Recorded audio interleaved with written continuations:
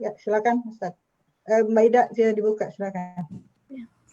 A'udzu billahi minasyaitonir rajim. Bismillahirrahmanirrahim. Assalamualaikum warahmatullahi wabarakatuh. Alhamdulillah asbahna wa asbahal mulku lillah walhamdulillah wala hawla wala quwwata illa billah.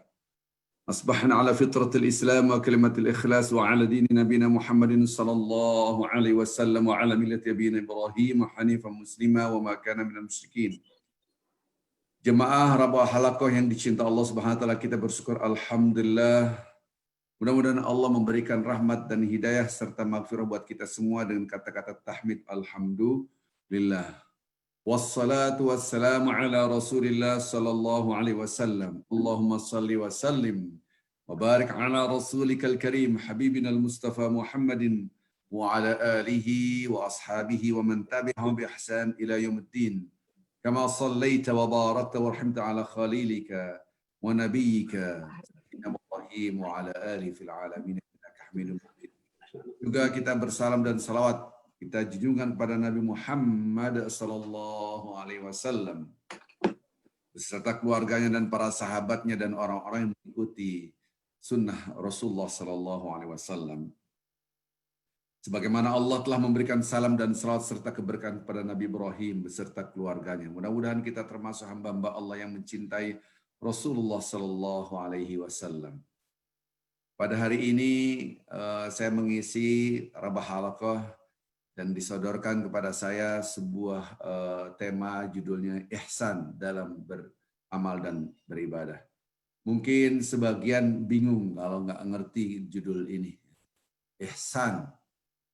Ihsan itu kan berbuat baik. Ya, mungkin sebagian sudah mengerti. Kata-kata ihsan itu kan berbuat baik. Di sini judulnya Ihsan dalam beramal. Amal berbuat baik, ya kan? Dan beribadah juga berbuat baik, membingungkan judulnya, gitu kan. Jadi saya akan menerangkan judul, walaupun itu judul bukan dari saya, gitu kan. Tapi saya ngerti maksud saya apa yang menulis judul ini. Memang kita harus mengerti kata-kata ihsan dulu, kemudian kita baru mengerti judul ini. Ihsan itu secara bahasa adalah berbuat baik. Dari kalimat Hasan, Hasan itu baik. Maka ada orang namanya Hasan. Nama siapa Pak? Pak Hasan. Ibu namanya siapa? Hasanah, gitu kan. Biasa gitu kan. Kayak coba tinggal tambah doang. Siti Hasanah, Nur Hasanah, apalah namanya. Nah, Hasan itu baik. Yang kita hafal, Rabbana atina fid dunya hasanah wa fil akhirati hasanah. Ya Allah, jadikanlah kehidupan kami di dunia yang penuh dengan kebaikan. Maksudnya adalah kenikmatan di dunia ini. Dan kami pasti akan kembali kepada hari akhir, wa fil akhirati hasanah. Dan di akhirat juga berikan kami kebaikan yang baik, hasan. Maka itu kata-kata hasan itu baik. Allahumma inna ala dzikrika wa syukrika wa husni ibadah. Husni ibadah, memperbaiki ibadah. Semakin baik, semakin baik, semakin baik. Nah, semua amal-amal ini, kebaikan ini disebut dengan ihsan sebetulnya. Jadi apapun, Anda bisa bersabar, ihsan. Anda bersedekah, ihsan. Anda bisa melakukan sholat pun ihsan, karena itu berbuat baik. Tentu baik ini dengan barometer, dengan kacamata adalah Allah dan Rasul-Nya. Kata Allah Subhanahu wa taala begini, kata hadis Rasul begini. Nah, ini yang disebut dengan ihsan sesuai dengan Al-Quran dan hadis. Nah, sementara pemahaman ihsan di judul ini bukan itu. Di judul yang tadi yang kita diajukan oleh pengurus Rabah Halaqah itu bukan di situ kafirnya. Maksudnya adalah ihsan adalah rasa kita selalu bersama Allah. Itu maksudnya. Di dalam hadis, ini dikenal dengan hadis Jibril. Hadis Jibril ini adalah kisahnya ada laki-laki yang gagah, putih, bersih, tinggi, besar gitu kan. Cakep sih tambahan dari saya, pasti udah cakep gitu ya. Dia jalan, ini para sahabat, ada Rasulullah SAW, dan kalau di negeri Arab kan padang pasir kalau kita jalan, bekas telapak kaki kan kelihatan gitu kan. Tek, tek, tek, tek, tek gitu kan. Nah, karena orang berjalan di atas pasir itu pasti meninggalkan jejak, gitu kan. Nah, itu. Ketika kita nginjek pasir itu ada namanya telapak. Nah, di dalam hadis itu orang ini berjalan tanpa meninggalkan jejak. Jejaknya nggak ada, jejak kakinya nggak ada sama sekali. Jadi para sahabat ini siapa? Tiba-tiba dia duduk, kemudian memegang pahanya Rasulullah SAW. Jadi duduk biasa lah kalau kaki kita lipat begini, gini, kira-kira. Jadi dilipat. Tiba-tiba laki-laki tadi bertanya kepada Rasulullah SAW. Dan orang ini yang membenarkan jawaban Rasulullah SAW. Dia yang bertanya, dia yang membenarkan. Kan lucu ini. Ya, lucu. Kok bisa lucu? Nah, sekarang saya tanya orang, Bapak tinggalnya di mana? Oh, saya di daerah Sani Bogor. Betul. Dia yang bertanya, dia yang membenarkan. Ini kan lucu. Harusnya, oh di Bogor ya. Karena bertanyanya berangkat dari tidak tahu. Oh iya di Bogor. Bapak kerja di mana? Oh saya di dosen di PB. Oh kan gitu. Tapi ternyata enggak. Dia yang bertanya, dia yang benarkan. Saya kerja, saya sebagai dosen di PB. Oh betul. Kan lucu. Nah sama. Orang ini bertanya kepada Rasulullah SAW, apakah kamu mengerti tentang iman? Ya, iman. Disebutlah rukun iman. Kemudian tiba-tiba orang ini mengatakan, betul. Tahukah kamu ihsan? Disebutlah rukun Islam. Betul. Nah, kata-kata betul inilah yang menyebabkan para sahabat, dia nanya, dia membenarkan. Nah, nanti ada pertanyaan, tahukah kamu ihsan? Dijawab, an ta'budullah ka'annaka tarahu fa illam tarahu fa in lam takun tarahu fa innahu yarak. Kemudian orang ini mengatakan, betul. Pertanyaan-pertanyaan terus banyak. Pokoknya setelah berdialog panjang, laki-laki ini keluar. Setelah keluar, ternyata apa? Para sahabat ditanya oleh Rasulullah, tahu nggak kalian tadi itu siapa? Para sahabat mengatakan, Allah wa Rasulullah alam, hanya Allah dan Rasul yang tahu, kita mana tahu. Kemudian Rasul mengatakan, itulah Jibril mengajarkan agama kalian. Maka kata-kata itulah Jibril, maka kisah ini namanya hadis Jibril, menceritakan hadis Jibril, sangat terkenal sekali. Jadi kita sebagai orang beriman mengerti tentang definisi-definisi iman, definisi Islam. Nah ketika ada dalil ini, nah ini penting. Ini di luar konteks ya. Ibu please perhatikan kata-kata saya. Ketika kita mendapatkan satu dalil, satu nih lihat saya bukan, satu. Saya baca, oh iman itu rukun iman, oh Islam. Satu dalil. Jangan memahami hanya satu dalil. Banyak dalil-dalil yang lain harus kita buka. Karena pemahaman iman dalam hadis yang lain beda lagi. Al-imanu ma waqara fil qalbi wa sadaqal amal. Iman yang tertancap dalam hati dan dibenarkan dalam perbuatan. Kalau bahasa kerennya integrity, gitu, integritas. Perilakunya harus sama yang diucapkan dan diyakini. Karena kalau orang kan ngomong doang, NATO, ya, no action talk only, omdo, omong doang. Nah, dia suka bohong, padahal dia sendiri nggak bilang bohong, nggak boleh, harus jujur. Tidak ada integritas. Dia malas, harus kerja keras. Di integritas namanya. Nah, maka itu lihat tangan saya, ketika kita menerangkan satu hadis, bukan berarti hadis-hadis yang lain itu tidak ada. Sama Anda menerang, ada hadis tentang bid'ah. Benar, tapi ada hadis-hadis yang lain tentang bid'ah nggak ada. Jadi pemahaman nggak boleh parsial. Parsial hanya nitop, yang lainnya ditinggalkan. Jangan begitu cara memahami. Ya. Anda mendapatkan hadis keterangan bahwa ini tidak ada kunut. Bukan berarti tidak ada dalil yang lain mengatakan tidak ada kunut. Jangan langsung dengan satu dalil Anda menepuk dada. Nggak ngerti sih. Saya tidak dapat hadis-hadisnya. Saya tidak pernah sampai detik ini nggak ada tuh hadis yang mengatakan demikian. Yang ini yang paling benar. Nah, dia sendiri ngomong itu kopas dari gurunya, dari YouTube. Kadang-kadang gitu. Jadi please jangan sampai kita masuk aliran yang merasa paling benar, yang lainnya nggak benar. Hanya gara-gara dengan dalil satu. Ya. Ada lagi pemahaman ini terlalu tekstual, berarti dia pendekatannya parsial. Parsial hanya satu dalil itu melupakan dalil-dalil yang lain. Maka itu dalam memahami, apalagi bicara fikih hukum, waduh, harus banyak dalil dan interpretasi yang berbeda-beda. Maksud interpretasi yang berbeda-beda, dalilnya sama, tafsirannya beda. Sebagai contoh nih, sebagai contoh. Ini intermezzo. Kenapa saya mengatakan intermezzo ini? Karena ini penting. Karena saya tidak ingin di Masjid Al-Hikmah ataupun di tempat-tempat yang lain ada orang merasa kita paling benar yang hanya tidak ikut sunnah Nabi. Dia kibarkan bendera ittiba sunnah Nabi Muhammad SAW. Mengikuti sunnah Nabi. Seakan-akan selainnya adalah tidak ikut sunnah Nabi. Hanya gara-gara satu dalil dan satu pemahaman, satu guru, satu versi. Selain ini tidak benar. Bahkan mereka mengeluarkan ada flyer ustadz-ustadz yang sesuai dengan sunnah Rasulullah di Indonesia. Tuh dengan foto-fotonya. Aduh, ini perpecahan. Kalau Anda sudah masuk komunitas ini, ustadz yang lain nggak dilihat.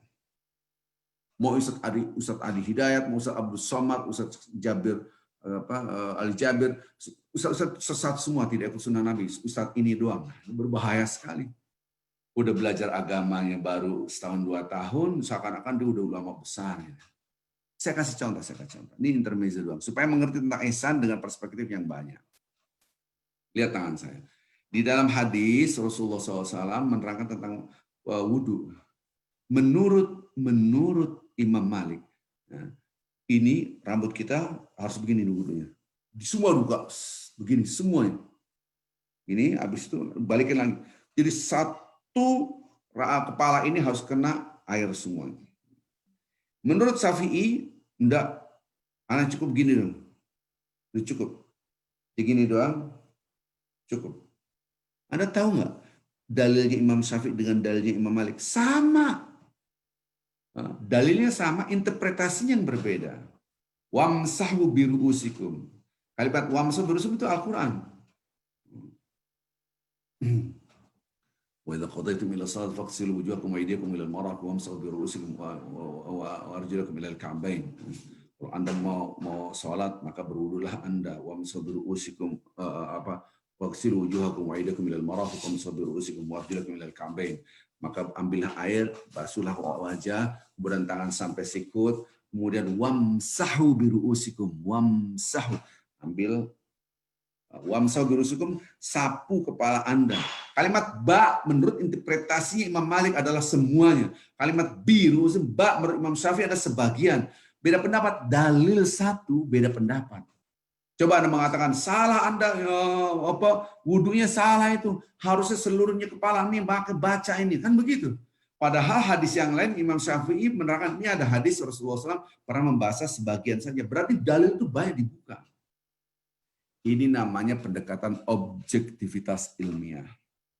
Jadi seorang ustadz harus objektif, fair, menerangkan pendapat ini, pendapat ini. Banyak. Sehingga jemaah, beda pendapat. Tapi yang paling benar ini, yang saya tidak ikut sunnah Nabi, keluar dari pengajian, pasti berantem. Sama ihsan dalam teks hadis tentang Jibril, anta'budallah ka'annaka tara, fa in lam takun tara fa innahu yara. Ini software inti, tapi hadis-hadis yang lain, dalil-dalil yang lain menerangkan ihsan, itu berbeda-beda. Itu maksud saya.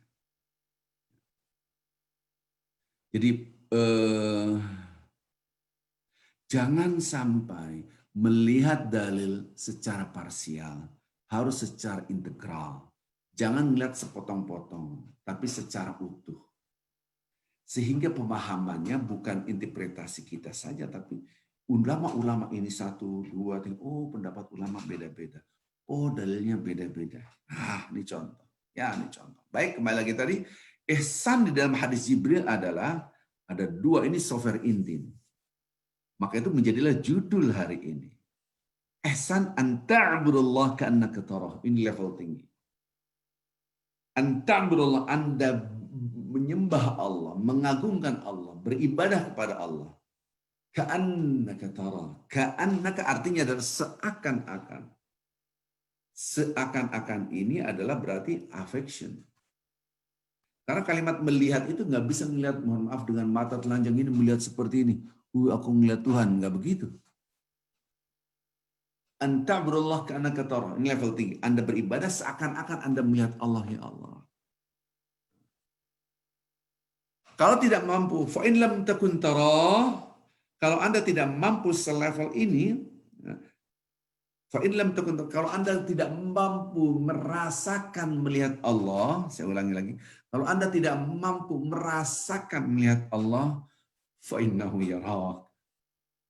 Allah melihat kamu. Sesungguhnya engkau harus merasakan Allah itu melihat kamu. Saya ulangi lagi redaksinya. An ta'budullah ka'annaka tarah. Kamu beribadah kepada Allah seakan-akan Anda melihat Allah. Ka'annaka itu berarti seakan-akan. Karena kita nggak bisa melihat Allah. Karena Allah maha tidak terbatas. Kata-kata ini kalau saya tafsirkan kisah-kisahnya, sejam nggak cukup, 2 jam nggak cukup ya. Ini dulu sampai di sini dulu. Fa in lam takun tarah. Kalau Anda tidak mampu melihatnya, melihat Allah maksudnya. Kalau Anda tidak mampu melihat Allah, fa innahu yarak. Sesungguhnya Allah itu melihat kamu. Bukan seakan-akan Allah melihat kamu. Enggak. Kalau Allah pasti melihat kita, bukan seakan-akan. Jadi ada 2. Pertama, seakan-akan Anda melihat Allah. Kalau tidak mampu Anda merasakan itu, ingat ya, Allah melihat kamu. Jadi kalau kita, Allah melihat kita loh. Nah, itu namanya ihsan. Subhanallah, ini judul yang luar biasa. Jadi Rabu Halaqah ngasih judul yang Masya Allah. Ini level tinggi. Sebetulnya ini butuh 2 kali pertemuan. Saya lagi mikir, mungkin Rabu ke depan, kalau ada pertemuan kembali, kalau bisa membahas, melanjutkan ini dalam banget. Saya bilang, wah ini dalam. Karena ini levelnya udah tinggi banget. Gitu. Karena kita tidak cukup dengan 1-2 dalil. Maka itu setelah saya mikir-mikir, ini Rabu kan nanti ketemu Jumat, Sabtu, Minggu. Sabtu, Minggu aja kita lanjutkan materi ini. Tapi saya lagi mikir, kalau Sabtu, Minggu, nanti yang di Rabu Halaqah ikut kajian Sabtu, Minggu enggak? Ya, saya balik, yang ikut kajian Sabtu, Minggu, ikut Rabu Halaqah enggak? Nanti ada diskoneksi lagi, enggak nyambung lagi. Enggak tahu lah, ini dalam. Karena ini judul ini dalam banget, bicara ihsan saja. Jadi ihsan itu seakan-akan Anda melihat Allah. Kalau tidak mampu, ingat ya, Allah itu ingat kamu. Jadi bukan seakan-akan Allah melihat kamu. Ingat Allah, emang ingat kita. Kita nggak merasa melihat Allah, itu jadi masalah. Karena tetap Allah melihat kita. Ya, subhanallah, mudah-mudahan. Ini belum selesai. Ini baru satu kata dari kalimat ihsan itu sendiri. Kemudian Rasulullah setelah menjawab itu, Jibril mengatakan, betul. Maka ketika itu para sahabat, berarti dari sini kita ngerti ihsan itu seperti itu. Itu adalah esensi daripada takwa. Esensi takwa itu ihsan tertinggi. Orang yang sholat pasti beriman. Orang yang berpuasa pasti beriman. Ya alladzina amanu kutiba alaikumusiyam, hai orang beriman, wajib puasa ya, kira-kira gitu. Orang-orang beriman berikan sholat ya, iya. Tapi orang yang beriman itu belum sampai level ihsan. Belum tentu sampai level ihsan. Allah Akbar. Allah. Subhanallah. Cepat sekali dia. Dia tidak ada rasa. Merasa akan Anda merasakan, nggak ada. Maka itu judul hari ini baru ngomong judul, belum ada isinya. Saya belum mengenal isinya, belum ada nih pengajian. Judulnya adalah ihsan dalam beramal. Ihsan dalam beribadah. Padahal ibadah itu amal ada ibadah kan gitu. Nggak apa-apalah gitu kan. Jadi kalau kita lihat ihsan itu, maksudnya, ini saya baru memahami judul, ihsan dalam beramal, maksudnya mungkin bersedekah mungkin. Mungkin amal di sini maksudnya adalah kegiatan kesalahan sosial horizontal. Kemudian beribadah, mungkin individual vertikal. Ini yang saya pahami dari, maka ketika Anda beribadah sosial dan beribadah individual vertikal, sholatnya, berzikirnya, rasakan Anda melihat, seakan-akan melihat Allah. Kalau tidak mampu, ingat ya, Allah lihat kamu. Mungkin itu. Baru judul doang nih. Ya. Jemaah Rabu Halaqah yang dicintai Allah Subhanahu wa taala. Mari kita lihat kata-kata ihsan dengan bahasa-bahasa yang lain, tapi itu adalah esensinya adalah ihsan itu sendiri. Sekarang kalau kita bicara ihsan adalah redaksi Al-Quran, wallahu yuhibbul muhsinin. Allah mencintai orang-orang yang muhsin, yang selalu berbuat ihsan. Ada lagi redaksi-redaksinya, innahum kanu minal muhsin. Sungguhnya dulunya penghuni surga ini orang-orang yang muhsin. Banyak sekali muhsin. Jadi kalau kita keluarkan dalil-dalil, jadi cara belajarnya gimana Ustaz? Cara belajarnya kalau zaman sekarang kan gampang, misalnya bahasa Arab sih ya. Jadi ketika kita ngeliat redaksi-redaksi Al-Quran Karim, wih, ini gimana cara memahami ihsan? Gampang. Anda klik aja kata-kata ihsan di dalam Al-Quran itu apaan sih? Semuanya, semuanya. Baru ngerti Anda ihsan. Kalau cuma parsial, lihat tangan saya ke tadi, satu dalilnya ini. Nggak bisa. Anda akan miss dalam pemahaman dalil. Jadi cara memahami dalil adalah gini-gini. Kita, ibu-ibu punya anak, punya suami. Suami juga gitu. Kita dalam bertutur kata, ada bahasa kita sendiri masing-masing. Itu pribadi. Suku juga begitu. Anda suku punya bahasa sendiri-sendiri. Nah, supaya mengerti bahasa ini, lihat kata-kata dia itu, kalau dia ngomong ini maksudnya apa sih? Nah, kira-kira gitu. Orang Tegal ngasih makan ke binatang itu bisa disebut dengan dahar. Sementara selain orang Tegal, dahar itu untuk manusia gitu. Danda itu bahasa yang santun. Sementara ngasih makan, ini kambingnya sudah dahar belum, bayangin. Ini contoh. Padahal dahar itu kata-kata makan yang bahasanya lembut. Maka itu memahami bahasa itu harus secara integral. Memahami ihsan, semua kata-kata ihsan keluarkan dalam Al-Quran. Muhsin. Allah selalu bersama orang muhsin. Allah mencintai orang muhsin. Oh, inilah orang-orang berperilaku ihsan. Oh, baru kita ngerti. Oh, ihsan itu begitu. Nah, begitu caranya. Itu yang saya inginkan. Jadi ibu-ibu, bapak-bapak, kalau Anda ikut pengajian, jangan hanya mengenal satu dalil, kemudian Anda mengibarkan satu dalil ini, melabrak yang lain. Halo, ada dalil-dalil lain supaya Anda tidak misunderstanding terhadap dalil itu. Anda harus memahami bid'ah seperti apa. Yang dikit bid'ah. Jangan begitu. Pahamilah dengan objektif ilmiah. Ini contoh. Karena kalau dikit-dikit salah, bid'ah, orang kali ini ngerti agama. Maka itu lihat, perhatikan.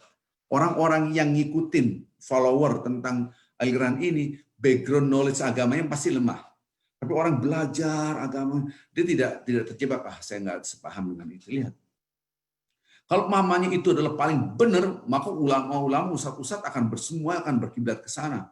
Ustadz Abu Somadnya, Ustadz Das'atnya, Ustadz Adi Hidayatnya, Ustadz Ali Jabirnya, pasti semua satu aliran ke sana. Ternyata kan tidak. Dan mereka belajar agama bukan 1 tahun, 2 tahun, 10 tahun, 20 tahun, enggak. Dari kecil udah hafal Quran. Ya, Al-Azhar juga hafal Quran. Ini juga semua. Jadi bukan hanya, ini baru belajar 1 tahun, 2 tahun, udah langsung bid'ah, haram. Enggak ada tuh dalilnya. Mengerikan sekali perpecahan. Sekarang saya akan terangkan ihsan karena waktu ya, karena kan kita terbatas dengan waktu. Secara konseptual dulu, baru nanti secara faktual ya ihsan. Contoh yang kita lihat yang sudah pernah kita bahas, contoh yang sangat mudah sekali ya. Ini yang gampang. Tolong ibu-ibu pernah saya suruh membuka surat 51, buka Quran kan? Surat 51. Lihat surat Zariyat. Kalau zaman sekarang kan tinggal mudah, tinggal klik kan gampang. Ayat 15, 16, 17 dan seterusnya. Surat Al-Zariyat itu pada ayat 15, ada kan kata-kata 15 itu redaksinya innal muttaqina fi jannatin wa uyun. Orang-orang bertakwa itu dalam surga, kebun-kebun surga, Masya Allah. Ada mata air, Masya Allah. Nikmatnya luar akhirina ma'atum rabbum. Mereka mengambil semua pemberian dari Allah, nikmati semua. Ini redaksi Al-Quran pada ayat yang ke-16. Pada ayat ke-16 kata-kata ujungnya itu, kata-kata ujungnya muhsinin, betul kan? Nah, jadi orang-orang di dalam surga ini kebun.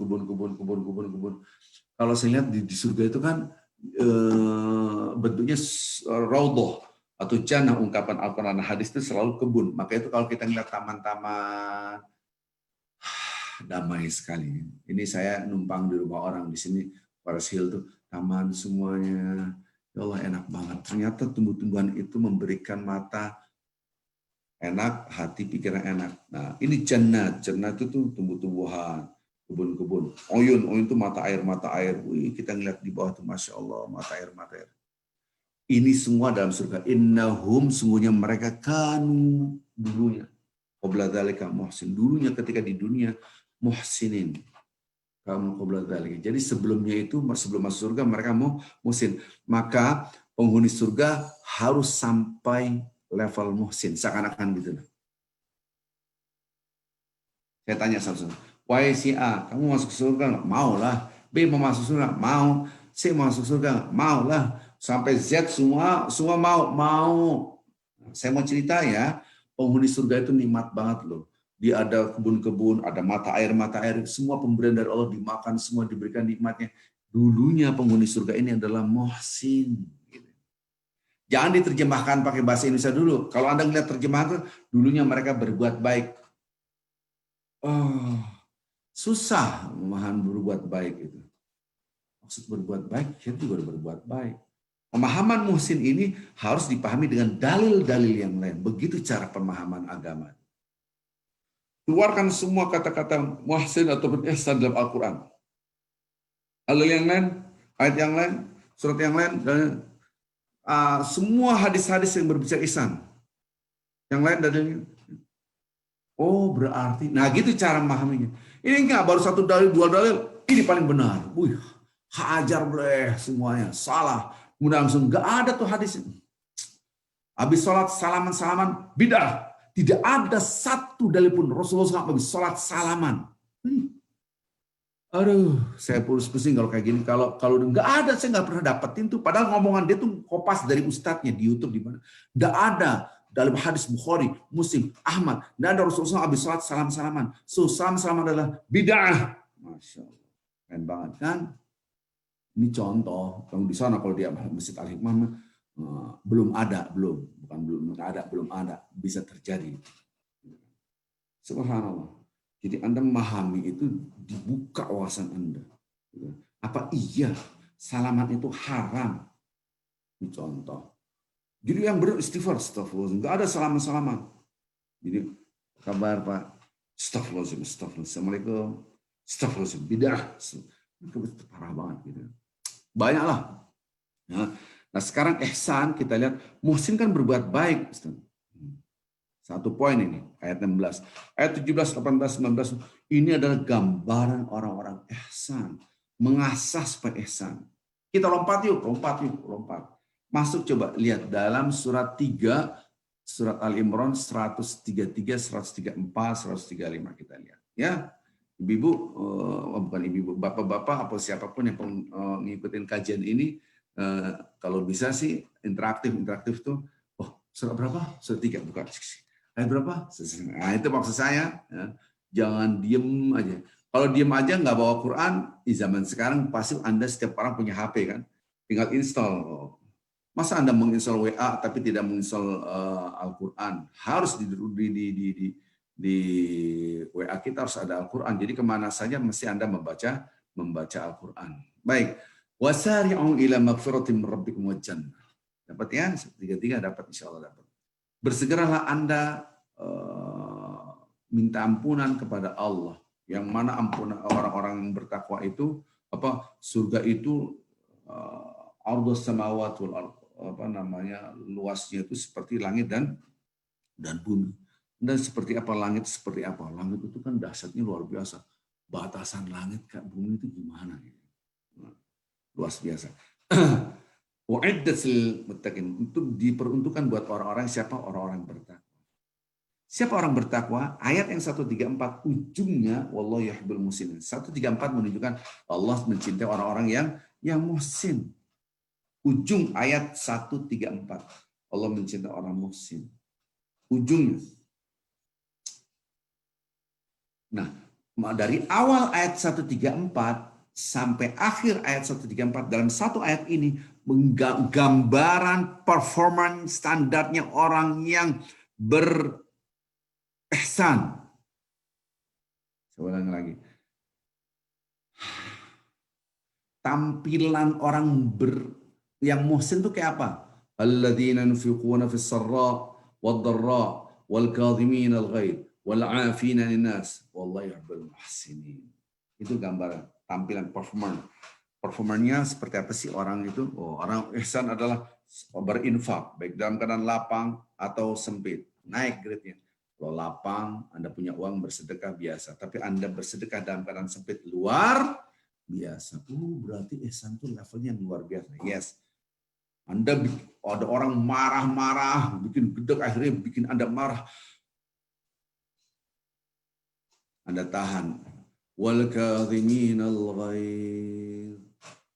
Menahan amarah. Aduh, saya dihina. Aduh, dia melecehkan saya. Jangan marah, jangan marah. Masuk. Wal 'afina 'anil nas. Maafin dia salahnya. Aku maafin ya Allah. Wallahu yuhibbul muhsinin. Anda berbuat baik kepada dia. Aduh. Saya kalau ayat ini kita praktekkan, Masya Allah. Anda mengatakan berat, yang satu ya Allah. Berat karena secara nafsu kita ini udah dibikin gedek, dibikin marah, dibikin kesel. Harga diri kita diinjek. Kita tidak diberikan apresiasi. Dihina, dicaci, difitnah, dikhianati.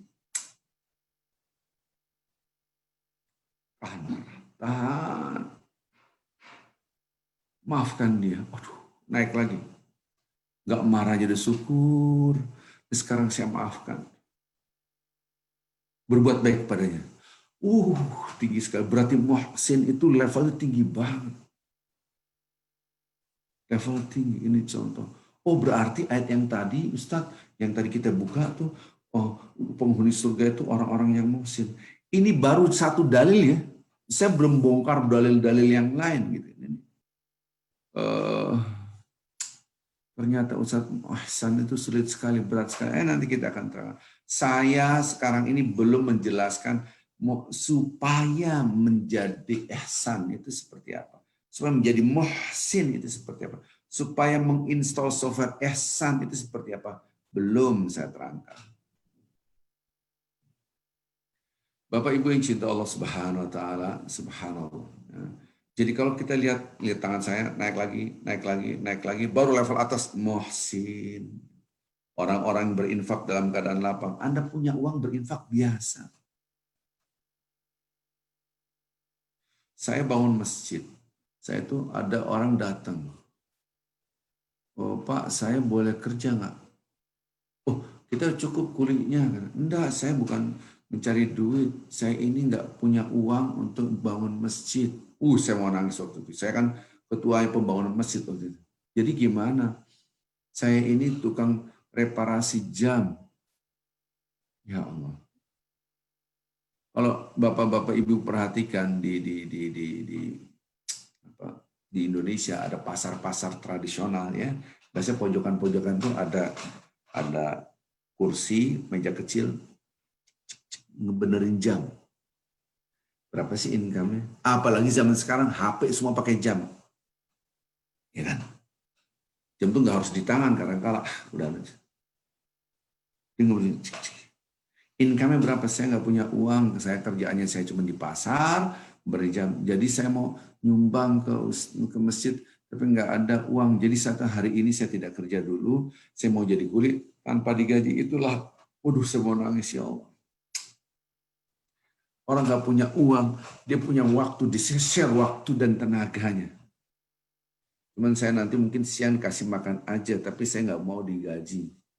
Waduh, selevel itulah keimanan. Dia muhsin. Kenapa? Dia itu melakukan sesuatu dengan niat, ya Allah, aku ini dalam keadaan tidak punya, tapi mau memberi. Gimana yang punya apa? Punya waktu dan tenaga. Hari itu dia off. Dia punya anak dan istri. Level di atasnya itu adalah level atas. Kenapa? Karena dia nggak punya uang. Kalau Anda punya uang, datang kata-kata, wih, apa nih? Ini semen, 10 sak ya? Dua beca. Kalau di sana masih beca. Ini saya berbicara Islamic Center saya yang ada di Tegal. Saya bangun Islamic Center di Tegal. Sampai sekarang kegiatannya masih lancar, alhamdulillah. Bawa beca, 1 beca, 2, 5 sak. Dia punya duit. beli 10 sak, bisanya 10 sak, it's okay. Yang tadi itu yang dahsyat. Maka berinfak dalam keadaan lapang biasa, dalam keadaan sempit luar biasa. Anda nggak marah udah hebat nih, keren, dihina. Memaafkan luar biasa. Yang dahsyat lagi, Anda berbuat baik kepada orang yang nyakitin Anda. Sekarang saya, ibu-ibu, bapak-bapak, pasti Anda orang baik semua, saya yakin. Kanan, kiri, depan, belakang Anda senang dengan Anda. Kenapa? Karena Anda orang yang baik. Kanan, kiri, depan, belakang lingkungan kita, akhirnya mereka berbuat baik kepada kita, kan? Anda juga berbuat baik kepada mereka. Apa kabarnya baik, man? Anda pulang-pulang bawa roti unyil dari Bogor. Terkenal Bogor roti unyil. Alhamdulillah, terima kasih. Tetangga kita bagi. Tetangga bilang, lu orang baik banget. Tiba-tiba tetangga ini dari Bandung, dia bawa batagor, mau tempe gorengnya dan oncom gorengnya, dikasih lagi. Semua baik, karena Anda berbuat baik, semua baik. Kalau kita jahat, orang nggak suka sama kita. Ketika Anda berbuat baik kepada orang baik, biasa. Ternyata dalam redaksi ini, ihsan itu, Anda berbuat baik dalam kondisi yang tidak mendukung. Yaitu orang nyakitin Anda. Sekarang saya kasih contoh. Anda bawa roti unyil kecil, nggak ada harganya mungkin buat dia. Barney, apa ini? Saya dari Bogor. Di sini juga banyak, ngapain dari Bogor? Ya kecil-kecil lagi, murah, nggak ngenyangin. Nyakitnya di sini kan sakitnya. Kira-kira saya tanya, Anda berbuat bawa roti unyil lagi nggak ke dia? Oh enggak. Anda tidak mungkin berbuat baik kepada orang yang nyakitin Anda. Kenapa? Gedek, orang kurang ajar. Apa ini? Rendang. Saya nggak suka rendang, mules ntar sakit perut saya. Kita udah Nah, orang-orang nyakitin ini menguji apakah Anda muhsin atau tidak muhsin. Subhanallah. Ketika orang itu nyakitin kita, kita sakit hati. Kita tidak maafkan. Lihat tangan saya. Berarti Anda udah gagal. Tapi Anda memaafkan, di bawahnya adalah Anda tidak marah dulu. Tidak marah, baru Anda memaafkan. Jadi grade-nya di atas. Memaafkan itu setelah Anda tidak marah. Udah memaafkan. Anda berbuat baik kepada dia. Wih, itu namanya muhsin. Berarti jangan menerjemahkan secara tekstual. Saya ulangi lagi, jangan memahami dalil dengan tekstual, harus melihat kontekstual, pendekatan kontekstual. Yang tadi bahasanya jangan melihat dalil secara parsial, secara integral. Saya ulangi lagi, Bapak Ibu please, ini kata-kata saya dipegang sehingga Anda tidak terjebak dalam pengajian-pengajian ya. Ya, please. Ini saya mau pulang nih masalahnya, gitu lah. Jangan memahami dalil secara parsial, hanya dalil satu dalil, dua dalil, yang lainnya dilupakan. Memahami dalil secara integral. Ayo dalil mana lagi? Bicara ini. Oh, sini. Lihat yang tadi. Nah, ini tugasnya si Ustadz ini. Nah, ibu-ibu, bapak-bapak juga bisa saya ajarin caranya begini gitu. Contoh, ketika saya menerangkan khusyuk. Anda pahami khusyuk, apa yang terjadi di sini? Salat. Al-Quran tidak bahas tentang salat dalam khusyuk doang. Lihat Quran hadisnya. Anda makan pun harus khusyuk, nyetir pun harus khusyuk. Oh iya. Inilah pemahaman yang harus ada, religion understanding by Al-Quran and Hadis design, pemahaman ajaran agama yang didesain oleh Al-Quran hadis, ada yang didesain oleh katanya, baik katanya. Gitu kan? Pendekatan parsial. Khusyuk itu bukan untuk orang salah. Gunung pun khasyiatan mutasaddian. Gunung pun bisa khusyuk. Ini contoh. Jangan pendekatan parsial, tapi lihat dalil-dalil yang lain itu, pendekatan integral. Yang tadi yang kedua, jangan pendekatan tekstual, tapi melihatnya juga konteksnya. Teksnya adalah ihsan, berbuat baik. Enggak sederhana itu. Lihat dalil yang lain. Oh, berbuat baik itu level tinggi, yaitu ketika kita berbuat baik kepada orang-orang yang tidak berbuat baik, itu level ihsan. Karena kerasa di sini. Subhanallah. Ya. Bapak Ibu yang cinta Allah Subhanahu wa taala. Berarti baru kita paham. Di dalam ya Bapak-Bapak, ini mulai agak susah sedikit. Baru kita paham hadis-hadis Rasulullah SAW, dalil-dalil dari ayat Al-Quran hadis. Ketika Allah mengatakan cinta, Allah cinta orang. Cinta itu luar biasa loh, cinta. Mencintai. Kalau kita dicintai oleh Allah, ya Allah, aku kesel sama si fulan, nyakitin banget. Aku nggak marah ya Allah. Kau lihat, walaupun aku sakit hati, aku maafkan dia. Dan aku berbuat baik kepadanya Allah. Engkau hanya mengharap surgamu. Karena engkau katakan orang-orang yang emosi di dalam surga. Aku nggak peduli orang menyakiti saya. Aku cinta engkau. Allah senang banget sama orang kayak gini. Aku merasakan Anda dimonitor. Anda melihat Allah dan dimonitor oleh Allah. Anda melihat Allah itu seakan-akan melihat Allah. Ini software intinya. Jadi tadi yang saya terangkan itu yang betapa susahnya karena berbuat baik kepada orang yang nyakitin, itu akan digapai dengan software yang tadi dalam hadis Jibril. Maka jangan Anda lihat seandainya ini HP, sebentar saya lihat HP. Allah mencintai orang berbuat baik. Oke. Halo, ini teks, jangan lihat begitu dong. Dulunya mereka kan sungguhnya orang-orang bertakwa di dalam surga-surga. Di dalam ada sungai, ada mata air, ada kebun-kebun, mereka menikmati semua pemberian Allah, dia ambil. Dulunya mereka di dunia orang yang berbuat baik. Oh, berbuat baik. Itu namanya tekstual, nggak bisa begitu.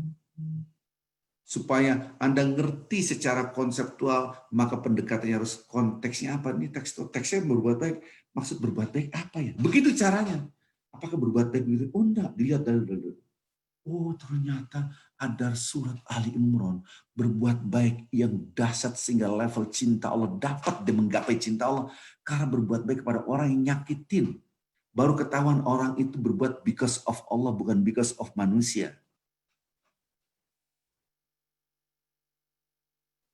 Bapak Ibu yang cinta Allah Subhanahu wa Ta'ala. Betapa banyak kita berbuat baik hanya untuk mendapatkan labeling Anda orang baik. Nauzubillah. Ya Allah, jagalah hati kami. Betapa banyak orang berbuat baik hanya ingin dibilang dia itu orang baik. Nauzubillah ya. Jadikanlah hati Anda ada Allah, bukan ada manusia. Bukan iya manusia na'budu, iya manusia nasta'in. Katakan dalam hati yang paling dalam, iyyaka na'budu wa iyyaka nasta'in. Ya Allah, aku hidup hanya mengagungkan Engkau, menyembah Engkau. Aku berbagi, hartaku aku serahkan kepada orang lain. Karena cari ridhamu ya Allah, karena aku cinta Engkau. Aku berbagi waktu dan pikiran aku karena Engkau ya Allah. Ya Allah, jauhkanlah aku dari kemusyrikan mengagungkan selain Engkau, yaitu mengagungkan manusia.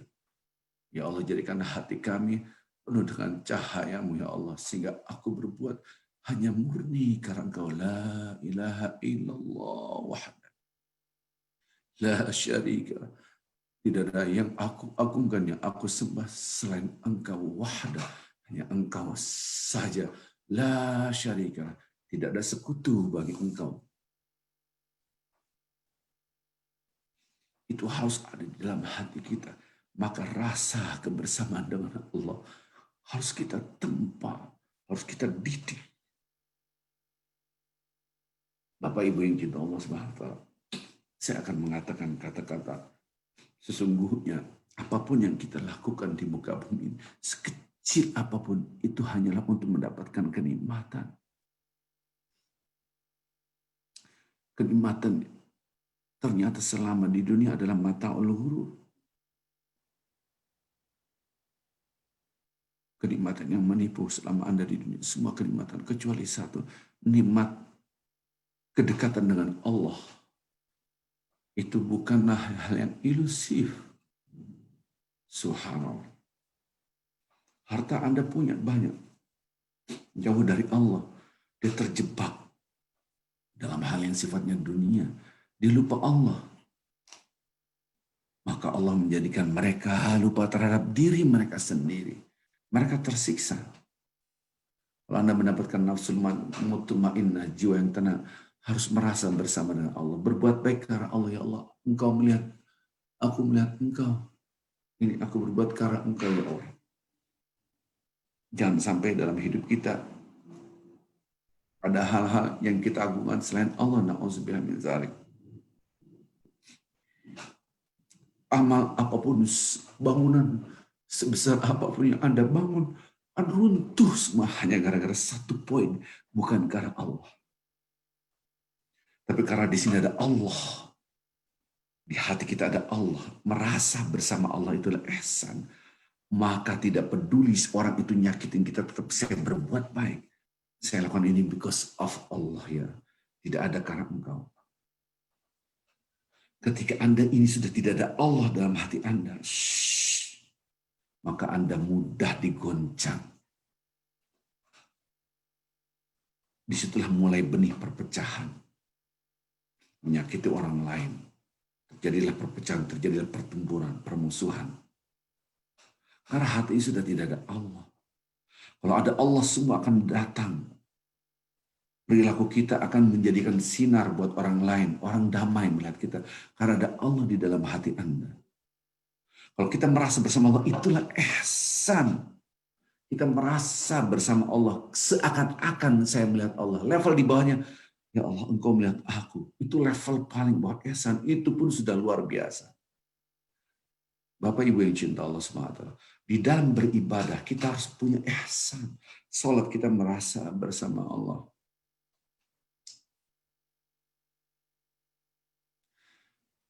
Ketika kita tidur pun merasa bersama Allah. Ketika kita jalan manapun, saya melihat tumbuh-tumbuhan, ya Allah, Masya Allah. Merasa bersama Allah. Anda bersedekah, merasa bersama Allah. Sekarang saya gambarkan, Ibu-Ibu. Dulu di Indonesia ada parsel. Para pejabat-pejabat itu yang namanya hari lebaran, itu parsel banyak di rumahnya. Kalau dia sebagai direktur BUMN, banyak banget. Para kliennya, rekanan-rekan yang ngasih semua. Seandainya Anda sebagai dirjen apalah gitu. Nah, sejak SBY jadi presiden, diharamkan parsel. Karena itu sogokan. Jadi orang beramal itu karena ada kepentingan. Saya kasih ini pejabat PLN supaya kabel saya, alat-alat saya bisa, saya sebagai supplier masuk, kan gitu kira-kira.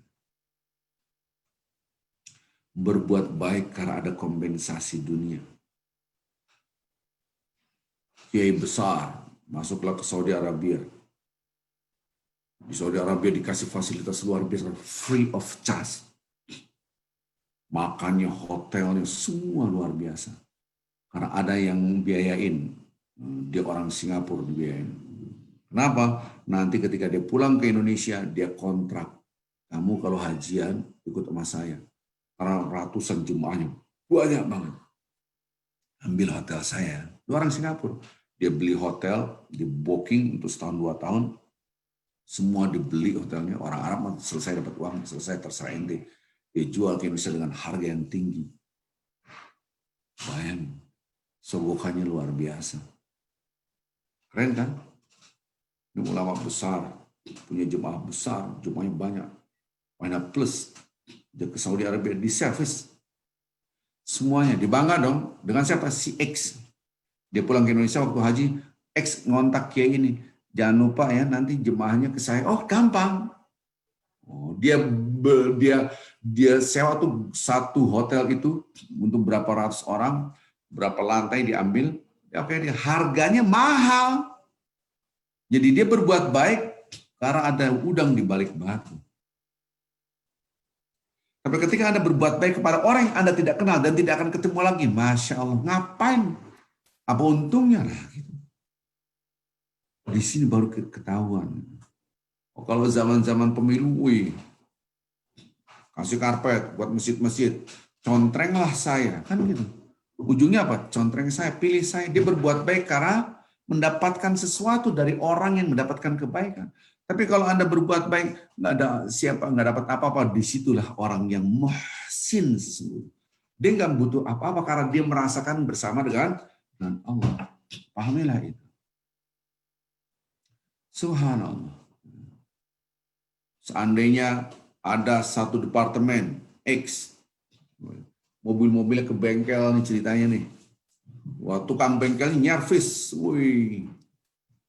Supaya apa? Supaya mobil satu departemen itu ke bengkel itu semua diservis, makannya ini semua kasih apa lagi mau apa. Nanti ketika bengkel-bengkel mobil-mobil departemen itu masuk bengkel ini, naikin harganya. Jadi berbuat baik itu bukan karena Allah, tapi supaya dia ini kesini lagi. Tapi kan tidak bodoh dia, udah kesini lagi baik orangnya, tukang bengkelnya baik. Kalau saya makan di servis ini, di servis semua di servis. Tiba-tiba semua mobilnya akhirnya ke situ semua satu departemen itu. Apa yang terjadi? Dinaikin harganya. Ini namanya beramal tapi bukan karena Allah. Wih, dua orang baik loh. Kenapa? Saya kalau ke bengkel ini, para driver di servis. Driver nggak mikirin, habis ya udah nanti kalau rusak nanti bos ke bengkel saya punya langganan bagus banget baik ya baik. Taunya mahal semuanya. Ini contoh. Yang ngerti lah. Jangankan sopir, kiai tadi aja disogok. Ini saya mengalami. Jadi kiai besar itu datang ke Saudi Arabia di servis habis. Gratis semuanya. Dengan bangganya saya gratis. Kalau saya di hotel bintang 5 gratis, makan semua, buah-buahan apa semua gratis. Oh ya, nggak bayar. Keren banget. Pulang ke Indonesia, dia punya jemaah ratusan. Mana plus. Yang ngasih gratis itu ngomong, Pak jangan lupa, nanti kalau sewa-sewa hotel sama saya, oke. Sewa. Oke, nanti saya mau ambil. Mode sayang gerillian itu. Harganya mahal banget. Bedanya sampai 300-400 juta. Bedanya dengan harga aslinya. Saya bilang Pak Kiai, pakai saya aja. Hotel sama, fasilitas sama, harganya lebih murah 400 juta segitu. Yang benar, iya. Subhanallah. Paling dia nyervis taruhlah 100 juta, dapat 300 juta masuk kantong. Jadi orang beramal ini bukan karena Allah, because of Allah, because of dunia gitu. Subhanallah. Nah, kita berbuat baik karena apa? Kalau Anda beramal karena Allah, dengan beramal karena dunia itu kan kelihatan. Maka itu Allah ngasih contoh dalam surat Ali Imran, Anda berbuat baik kepada orang yang tidak berbuat baik kepada Anda. Baru itu penghuni surga. Saya punya cerita, banyak sebetulnya cerita ya. Ada orang yang maksiatnya Masya Allah. Luar biasa. Dia tobat nih ceritanya. Datang ke saya. Pak Arifin, saya semua maksiat sudah saya kerjain bla bla. Oh ya? Saya iseng, bunuh orang pernah? Bunuh orang Pak? Sebut angkanya berapa Pak?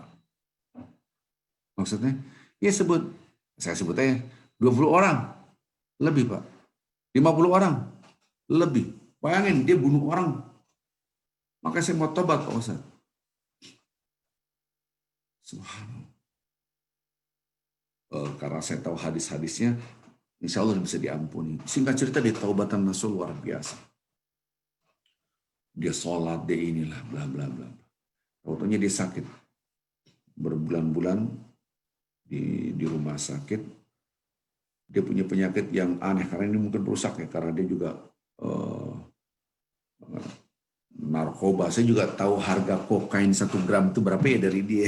Gitu kan, di jaringannya Masya Allah. Taubatan nasuh. Singkat cerita dia tidak bisa tidur, tidak ini.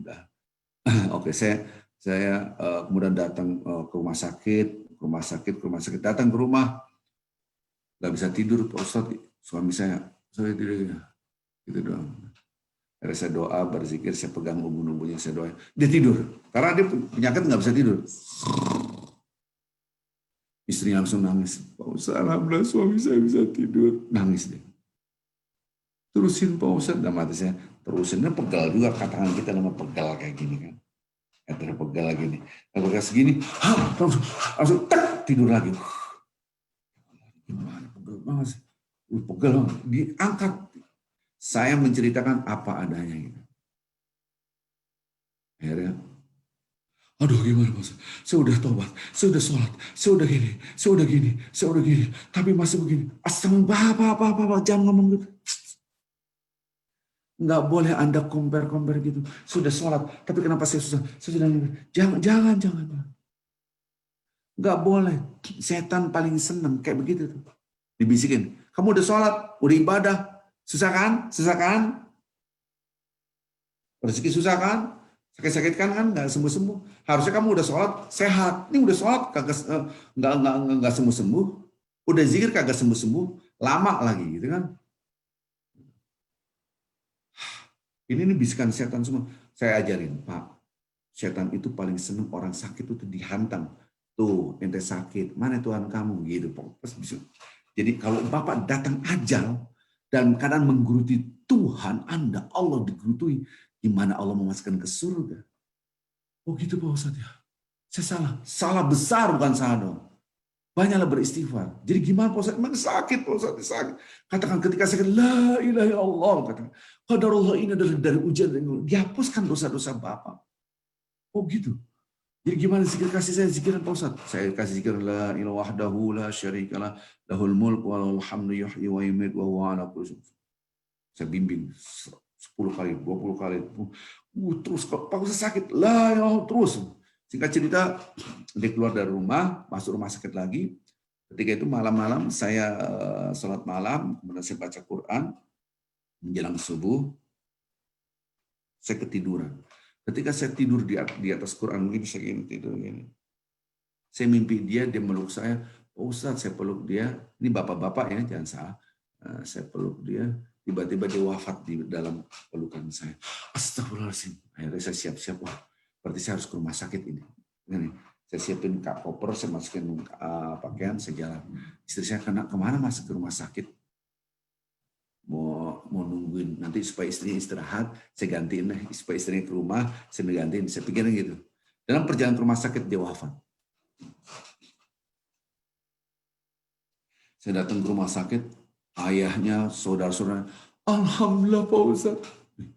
Baru pertama kali saya mendengar orang meninggal dunia mengatakan, oh, terima kasih Pak Ustadz. Meluk Ustadz. Kok bukannya sedih? Alhamdulillah saya senang sekali, saya bahagia. Bahagia sekali nih. Bapaknya udah tua banget. Senang. Kenapa kok bisa senang? Ini anak saya. Abang juga datang, saudara. Ketika dia wafat, la ilaha illallah, berkali-kali, ratusan kali sampai kecapean. Akhirnya, udah nak, nggak usah ngomong gitu, udah. Bapak aja yang ngomong. Bapak zikir, kamu istirahat aja. La ilaha illallah syarika. Saya nggak tahu itu ajal tiba. Singkat cerita dia ajal dalam keadaan la ilaha illallah syarikalah. Apa hubungannya dengan ihsan tadi? Ini saya terangkan. Setelah dia wafat kita datang ke rumahnya, ternyata anak-anak kecil datang. Om meninggal ya om, meninggal. Ya Allah, itu orang baik banget. Semua orang mengatakan itu baik karena dia selalu bersedekah. Walaupun dengan harga yang amat sangat murah sekali permen. Coba Anda mau ke supermarket, kadang-kadang permen satu gini doang, cuma berapa ribu perak, murah banget. Itu bagi-bagian anak kecil, sini. Hobinya ngebagi orang. Siapapun, itu orang baik banget. Selalu nolong orang. Baru saya mengerti, banyakkan orang yang husnul khotimah, Allah mencintainya. Walaupun dia banyak maksiatnya, tapi dia melakukan suatu karena Allah, karena ihsan, maka Allah cinta, maka dijadikan akhir hayatnya dalam keadaan husnul khotimah. Ingat itu. Jadi ketika berihsan dalam beramal, Allah senang hambanya nih. Karena senang digiring kepada kebaikan, ditaruhkan wafat di situ. Diletakkan wafat dalam keadaan kebaikan. Jadi kalau Allah mencintai seorang hamba, caranya Allah digiring kebaikan, berbuat baik, mati dia. Tapi kalau dimasuk-masuk, dalam keadaan maksiat diambil nyawanya, itu Allah membencinya. Salah satu contoh jemaah-jemaah kayak begini adalah orang yang selalu berbuat baik. Jadi ibu-ibu kalau dalam berihsan, beramal, Anda melakukan seorang ini yang tadi maksiat itu, di siapapun nggak kenal siapa itu, nggak tahu lah, kita tolong aja apa susahnya. Selalu gitu.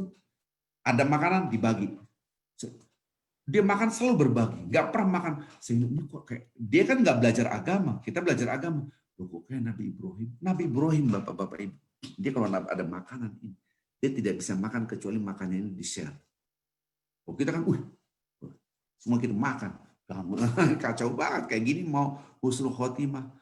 Dia itu tidak pernah makan kecuali nge-share apa yang dia makan. Dasar. Dilanjutkan oleh Nabi Muhammad SAW, Anda berbagi ke tetangga-tetangga. Kalau di kampung-kampung, kalau di Jakarta udah mustahil, tetangga tembok-tembok, mau di kota marah kenal kanan kiri. Kalau di kampung-kampung masih ada budaya Islam, apa itu? Anda masak yang agak banyak, kuahnya mas banyakin, bagi-bagi ke tetangga. Itu budaya Islam. Dan ternyata ini budaya dari Nabi Ibrahim, bapak para nabi. Jadi saya bilang, ini orang nggak ngerti agama, kok ngikutin apa yang dilakukan oleh Nabi. Pimpinan Nabi itu Abul Anbiya, bapaknya para Nabi siapa? Nabi Ibrahim. Saya diam, kita nggak ngerti. Di jalanan siapa tuh? Nggak kenal, udah bagi aja. Di mobil ada makanan, udah, kasih aja. Kenal juga kagak. Berarti dia memberikan bukan untuk mendapatkan kompensasi dari orang itu, bekasih aja. Coba Anda berlakukan seperti itu. Caranya gimana Ustaz? Anda ini dilihat oleh Allah minimal. Ya Allah, aku berbuat karena Allah. Orang itu memberikan apresiasi, nggak memberikan apresiasi juga nggak kenal nih, karena Abi nggak pernah ketemu lagi. Subhanallah. Bapak Ibu yang cinta Allah SWT, coba biasakan kita berbagi. Ini baru beramal, saya belum berbicara ibadah, berihsan dalam ibadah. Nanti kita lanjutkan kapan-kapan ya, karena waktu. Coba kita melatih diri kita. Caranya gimana Ustaz? Satu, latihlah Anda dengan berzikir yang sebanyak-banyak. Sehingga air mata itu gampang meneteskan ketika kita disebut nama Allah, melihat suatu karena Allah, karena Allah. Maka itu di Masjid Al-Hikmah saya lagi mencoba membiasakan jemaah itu untuk berzikir 100 kali. 100 kali. 100 kali. Orang-orang komplain, Japri nggak perlu ngintul. Lama banget Ustaz. Udah hahu-hahu aja udah tahu. Alah masa bodoh, yang penting hajar dulu. Belum biasa. Tapi saya lihat angka partisipannya itu naik. Gitu kan. Saya mulai membuka 20, 25, 26, 27, 30, 31, terus naik. 40 naik, bukannya turun gitu kan. Walaupun nggak tahu yang nomor 20 mungkin tidur juga nggak tahu sih. Yang penting angka partisipannya itu naik gitu. Nah, nanti terus kalau Anda terbiasa berzikir ini, nanti kuku kita, darah kita, kulit kita, rambut kita ini nge-save nama Allah, tasbih ke-save, la ilaha illallah ke-save. Ini akan merekam semua, ini akan merekam semua. Tubuh kita tuh merekam. Ini Al-Quran yang berbicara. Ketika merekam ini, itu akan memudahkan kita merasa seakan-akan melihat Allah. Paling tidak kita merasa dilihat oleh Allah. Maka orang-orang selalu berzikir, fadhkuruni adhkurkum. Ingat aku, berzikir pada aku ingat kalian. Maka ada rasa ini. Saya yakin ini sudah jam 11, kita adakan dialog, tanya jawab. Ya, sejam cukup untuk memberikan ceramah, ada tanya jawab. Silakan yang mau bertanya, saya serahkan kepada host. Siapa saja mau bertanya, subhanakallah bihamdik, asyhadu an la ilaha illa anta astaghfiruka wa atubu ilaik. Walaupun masih panjang, materinya panjang banget sebetulnya. Di sini masih banyak yang saya harus tambahkan. Saya ingin dialog interaktif, pasti saya ada salah. Mohon maaf. Assalamualaikum warahmatullahi wabarakatuh. Waalaikumsalam warahmatullahi wabarakatuh. Jazakallah khairan Ustadz atas tema pada Rabu Halaqah kali ini. Masya Allah. Aduh, susah sekali ini untuk melakukannya Ustadz ini. Ilmu sangat tingkat tinggi dalam kita menjadi muhsinin ini. Dan seperti yang menurut hadis Jibril ini, ketika kita dalam beribadah kepada Allah seakan-akan kita bisa melihat Allah. Seandainya kita tidak mampu merasakannya, maka sesungguhnya Allah melihat kita. Nah, untuk yang bisa kita beribadah itu seperti menghadirkan Allah seolah-olah berada di dalam ibadah kita itu gimana Ustadz tipnya, Masya Allah.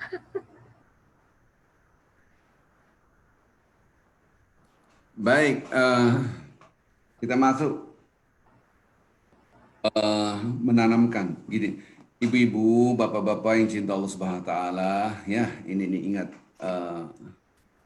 Allah itu menciptakan segala sesuatu, apapun pasti ada unsur Allahnya di dalam. Ini saya ngomong pelan-pelan ya Bu, Ida ini agak susah-susah gampang. Yang begini aja belum tentu paham, apalagi sambil masak gitu kan, sambil ngulek gitu kan, sambil nyetrika. Jangan nuntut ilmu sambil, ya nggak apa-apa sih daripada ini ya, yang lainnya gitu. Jadi kita harus melakukan seluruh jalan, seluruh sarana, seluruh cara kita lakukan untuk menuju kepada ihsan. Tadi saya sudah ngasih tips yang mudah sekali buat kita semua, banyak berzikir. Zikir itu harus dipaksakan karena penyakit yang paling berbahaya. Yang paling berbahaya dan tanpa kita sadari adalah malas, gitu kan?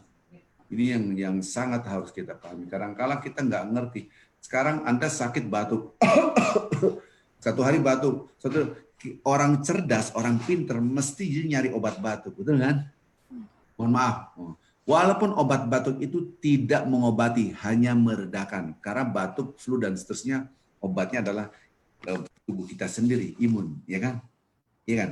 Anda pusing berjam-jam. Alah, mana obat? Apa kalau di sini Tylenol apa-apalah. Kalau di Indonesia Panasonic, Panadol, sama gitu kan. Iya kan?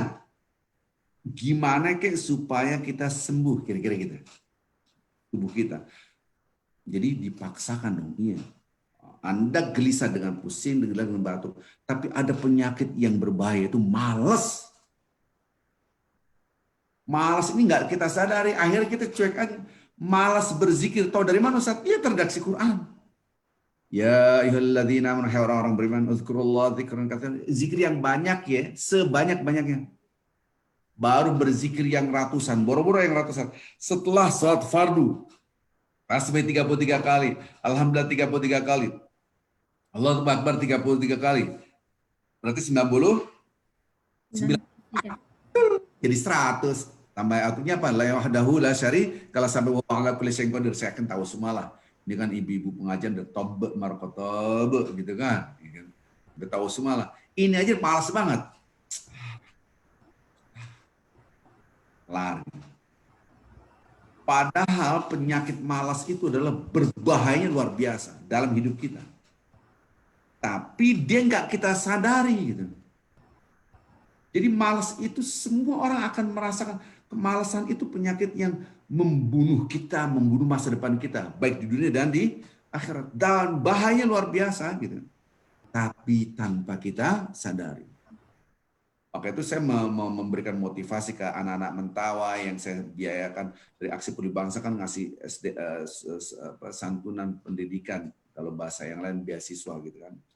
Beasiswa itu all in, makannya, bajunya, semuanya. Kalau dia sakit kita bawa ke dokter, sudah all in gitu. Bukan beasiswa lagi, semua living cost semua kita biayain. Nah, saya tanamkan ke dalam hati mereka, jangan sampai malas, karena malas penyakit yang berbahaya tanpa kita sadari, membunuh masa depan kita. Apa hubungannya dengan ihsan? Hubungannya dengan ihsan adalah kita harus banyak berzikir. Zikir itu malasnya luar biasa. Apa aja kalau kita malas, rontok kita masa depan kita. Nah, kita mau merasakan kedekatan dengan Allah, gimana? Baru berzikir 33 kali aja udah maunya cepat. Gimana yang 100? Ketika kita banyak berzikir, organ tubuh kita itu merekam. Kulit kita ini ngerekam, rambut semua ngerekam. Nggak usah tubuh kita deh, di depan saya ada apa? Ada gelas. Di dalam ilmu alam dulu kan IPA ataupun ilmu biologi. Ini apa? Benda hidup apa benda mati? Ngomong mati. Betul nggak? Di depan saya ada tisu. Ini benda mati. Di dalam Islam nggak ada benda mati. Ini hidup, dia berzikir. Yusabbihu lahu ma fis samawati wa ma fil ardh. Semua bertasbih di langit dan di bumi, semua batu-batu kerikil. Allahu Akbar dengan suara lantang. Pohon mendengar, batu-batu mendengar kerikil. Ini menjadi saksi nanti di akhirat. Hadisnya ada.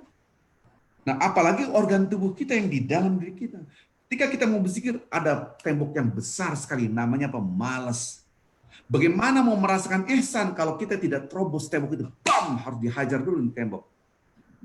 Supaya saya tidak malas, saya berzikir. Zikir. Nanti lama-lama setelah berzikir, nanti akan level ada rasa. Saya udah lama nggak zikir nih. Minimal gitu. Ada rasa kangen, rasa. Nanti lama-lama akan tumbuh nanti rasa bersama dengan dengan Allah. Nah, ketika zikir itu butuh namanya software yang tadi malas, ada namanya sabar. Kalau malas udah kagak sabar, banget. Udah aduh kan gitu kan.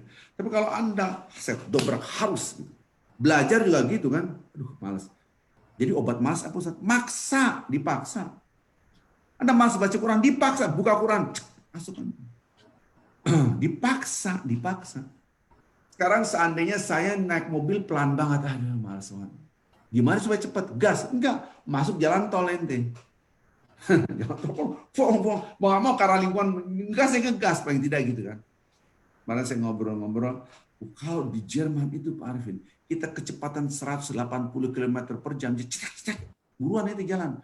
Bisa sampai 200 km per jam nih katanya, saya juga belum pernah ke sono. Maka lingkungan sangat menentukan. Kalau lingkungannya kagak para zikir, ya kan lingkungannya tidak malas, ikut malas. Kalau lingkungan semua kerja keras, mau nggak mau kita akan, maka masuklah Anda dalam bersama orang-orang yang berzikir. Kalau tidak, ini kan pernah saya terangkan kalau tidak salah gitu kan. Tidak salah, saya juga lupa karena pengajian kan bukan di sini doang gitu. Ini di mana katakan belum pernah Pak Ustadz mungkin tempat yang lain. Oh iya juga, saking banyaknya gitu. Saya lupa apa. Udah apa belum ya? Udah apa belum? Kadang-kadang dalam hati saya, udah apa belum ya? Nggak tahu. Nah, kita ini harus nyemplung di kalangan orang-orang yang selalu merasa bersama Allah, dekat dengan Allah. Itu siapa? Orang-orang yang berzikir. Mendobrak kemalasan itu dipaksakan, nggak ada lagi. Obat malas cuma satu, nggak ada lagi. Apa itu? Maksain. Nggak dipaksain kagak bisa-bisa. Anda masuklah lingkungan orang-orang yang berzikir, lama-lama berzikir, lama-lama merasa bersama Allah. Keluar dari zikir, Anda terbiasa. Selalu saya katakan, bapak-bapak, ibu coba biasa subhanallah wa bihamdihi subhanallah azim astaghfirullah wa atubu ilaih. Nanti di luar sambil masak subhanallah wa bihamdihi kurang garam subhanallah. Sampai lagi kan motong bawang. Pak sambil baca zikir Allahumma anta rabbi la ilaha, berzikir gitu. La illa anta khalaqtani. Ini apinya kurang gede nih. Wa ana rabbuka wa ana abduka wa ana ala ahdi. Terus daripada sambil motong bawang, sepanjang jalan kenangan. Kan gitu kan.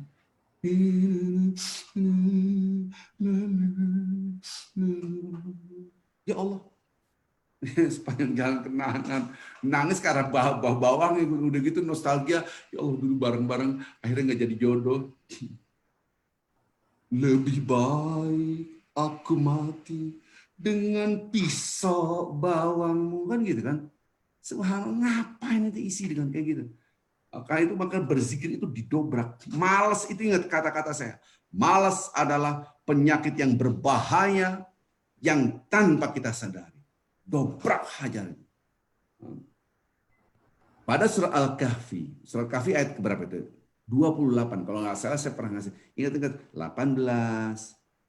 28, 18, 28. Kalau nggak salah saya pernah ngajarin gitu. Entah di mana saya lupa.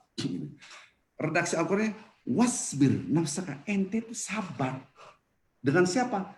Gabung dong, nyemplung. Ma'alladzina itu orang-orang yang berdoa kepada Allah. Alladzina yad'una rabbahum, seorang-orang berzikir minta. Nyemplung, masuk situ, masuk.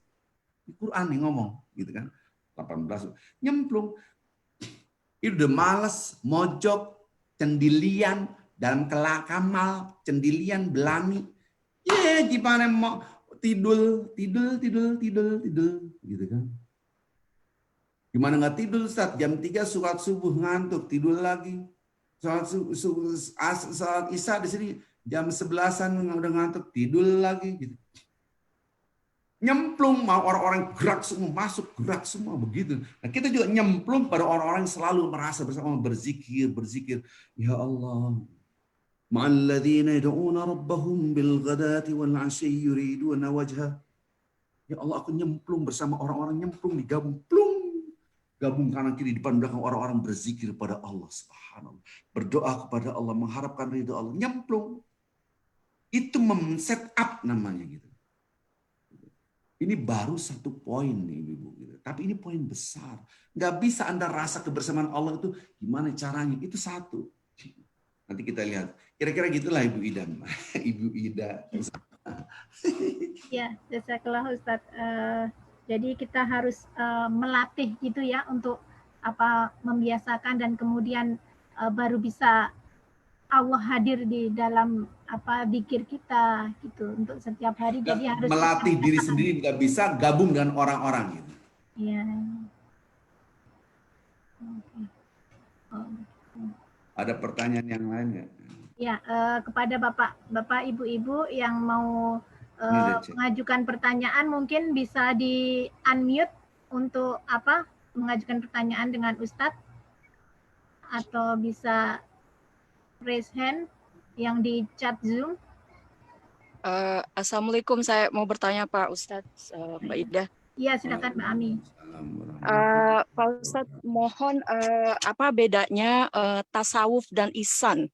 Kayaknya hampir sama apa bagaimana Pak? Mohon penjelasannya. Terima kasih. Ini keren banget nanyanya nih. Tasawuf itu ilmu tasawuf. Mohon maaf, di dalam ilmu tasawuf itu ada yang sesuai dengan Al-Quran hadis. Ada juga yang banyak bertentangan dengan Al-Quran hadis. Gitu.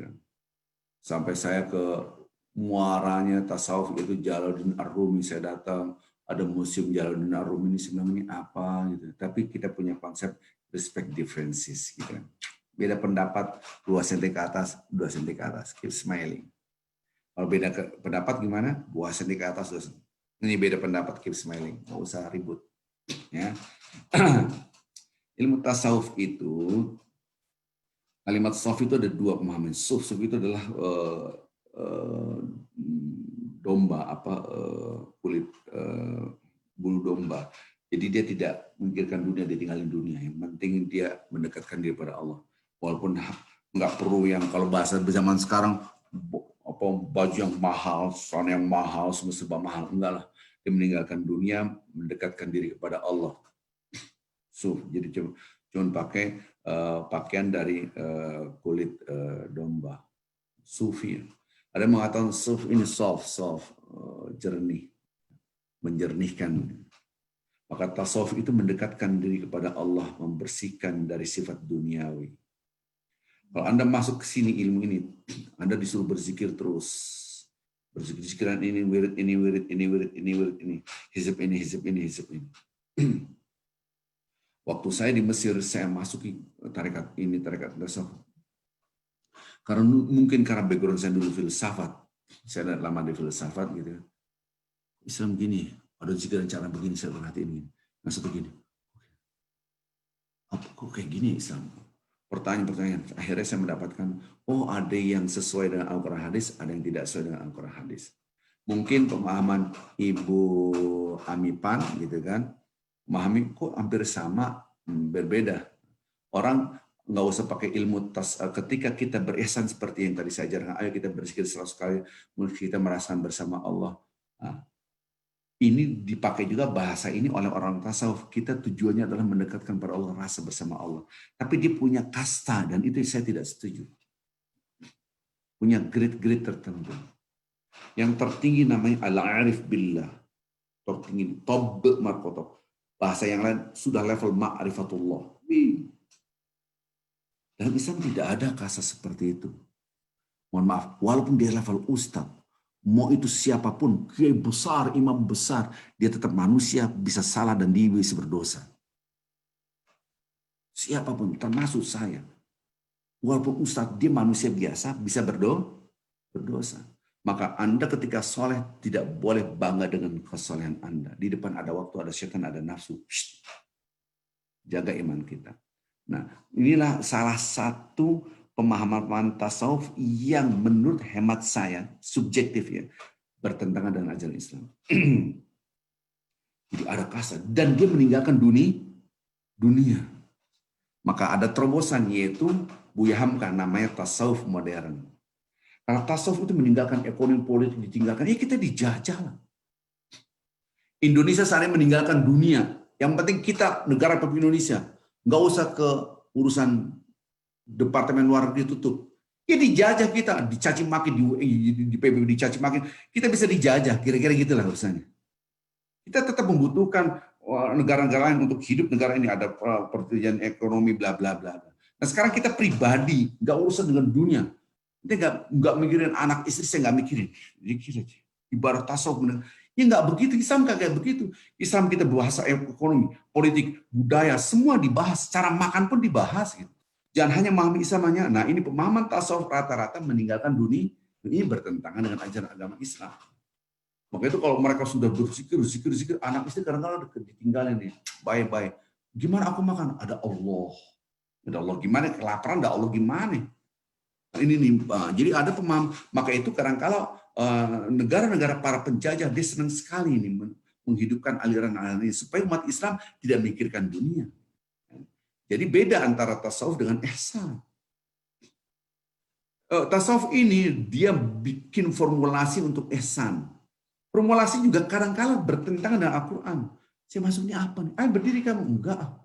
Dia berdiri sambil gandeng la ilaha illallah jalla jalla sambil keliling dang dang dang dang dang dang dang dang dang. Saya ikut aja. Ya Ibni itu wahai anakku enggak, saya mau ngeliat Tuhan. Bukunya mana? Saya pelajari bukunya. Jadi masuk tarekat ini, masuk ke tarekat ini, masuk ke sini. Semuanya apaan? Masuk lagi. Malam-malam kita nanti kumpul ya, kita ngeliat kumpul deh. Ya apa ini? Ini bertentangan. Jadi saya masuk bukan ngikutin. Saya ada daya tarik ini. Begini Islam nggak ngajarin gini. La ilaha illallah jalla jallaru la ilahur rahmanul jalla jallaru sampai kayak fly gitu kayak gini. Zikir yang banyak iya tapi caranya yang sesuai. Subhanallah 33 kali, 100 kali juga boleh, 200 kali juga boleh. It's okay. Tapi masih sadar kita. Jadi banyak aliran-aliran tapi juga ada aliran tasawuf yang bagus. Maka bikin terobosan. Buya Hamka namanya tasawuf modern. Nah, bahasa-bahasa ini, kalau ada aliran, pokoknya seluruh tasawuf adalah bid'ah haram semua, itu saya nggak setuju juga. Gitu. Jangan begitu-gitu amat, gitu kan? Janganlah, gitu kan? Masih ingat Allah, saudara kita, gitu. Beda pendapat, keep smiling, jangan begitu. Tapi antum nggak setuju, ya nggak setuju karena kita saudara kita beda pendapat nggak masalah, gitu. Jangan mengatakan dia neraka lah. Gitu. Nah, ini contoh perbedaan-perbedaan. Dia mengatakan, ini levelnya arif billah. Ya silakan Anda hormati sebagai al-arif billah. Tapi menurut saya dia manusia biasa, dia bisa berbuat maksiat. Gitu. Jangan sampai kita mengkultuskan seseorang. Ini kalau kita udah mengkultus, pokoknya imam besar ini paling benar, nggak ada salahnya. Kita gak tahu, syekh besar ini ulama, jangan mengajak kepada fanatisme. Jadi tasawuf itu ada unsur-unsur yang benar, ada unsur-unsur yang tidak benar. Keep smiling. Ihsan, konsep ihsan, itu dibikin formulasi yang tadi ihsan saya sudah terangkan tadi, dibikin formulasinya oleh orang tasawuf, caranya begini, caranya inilah yang berbeda saya pendapatnya dengan tasawuf. Allahu a'lam. Terima kasih Pak Ustadz, Masya Allah. Ya, Ustadz Tahir untuk penjelasannya, Ustadz. Ustadz ada pertanyaan masuk di saya ini begini Ustadz. Sebentar. Tadi seperti yang Ustadz sampaikan tadi, dalam Islam mengatur mencari keuntungan di dalam berbisnis. Berkaitan dengan contoh-contoh yang Ustadz katakan tadi tentang berbuat ihsan dalam menolong orang. Tapi gimana kalau ujung-ujungnya dibuat bisnis gitu Ustadz? Nggak boleh Ibu. Anda berbuat baik, bisnis is bisnis. Kalau dicampur ihsan dengan berbisnis, ihsan. Anda berbuat baik dalam berbisnis benar, cara jual beli. Ini berapa nih? Nah, seandainya kita di Indonesia, karena saya tidak tinggal di New York. Saya di pinggir jalan ada ibu-ibu ataupun bapak-bapak jualan pisang. Berapa? 25.000. Oke. Nggak pakai nawar. Itu namanya ihsan dalam berbisnis. Berapa? 25.000. 15.000 ya? Sadis banget inti. Udah orang tua pakai ditawar lagi ya Allah. Dia juga nggak bakal kaya dengan keuntungan segitu, kira-kira gitu. Beresan dalam berbisnis itu dalam redaksi hadisnya, tasamuh itu memudahkan pembeli dan penjual. Ya sudah, oke, 25.000. Anda kalau mau nawar, ya pisang dong pakai ditawar. Jangan dijual beli mobil ataupun rumah. Boleh nggak saya taruh? Oke. Tapi dimudahkan, itu berihsan. Tapi kalau Anda berbuat baik dalam arti untuk mendapatkan keuntungan di dalamnya, dan itu namanya jadi sogokan kan gitu kan. Yang tadi saya kasih contoh bengkel tadi, di servis. Para driver servis habis. Kenapa? Nanti driver ini kan akan ngasih tahu ke bosnya, mana bengkel ini Pak, bagus banget. Akhirnya mobil-mobilnya ke situ. Padahal businya lebih mahal, ganti olinya lebih mahal semua. Yang untung kan tukang bengkelnya kan. Ini contoh. Nah, itu tidak boleh berbisnis seperti itu. Tapi kalau berbisnis dalam ihsan, yang lain dalam konteks yang lain, bagus. Kita harus memudahkan orang lain. Ini berapa nih 1 kilo? Seandainya zaitunnya, kalau sedang bayang zaitun. 1 kilo seandainya $5. Ini $5. Ini tambahin deh. Gitu kan. Ada penjual yang berihsan. Makasih ya. Ada bersedekah di situ tambahan. Oke, itu namanya ihsan dalam berbisnis. Jadi memudahkan orang lain gitu. Itu yang dibolehkan dalam ihsan. Jadi nggak boleh ada embel-embelnya ya Ustadz ya. Nggak ada, misalnya kita mau memberikan servis kepada orang itu terbaik. Itu namanya nyogok. Gitu, oh iya. Okay. Itu namanya apa bahasa KPK-nya gravitasi.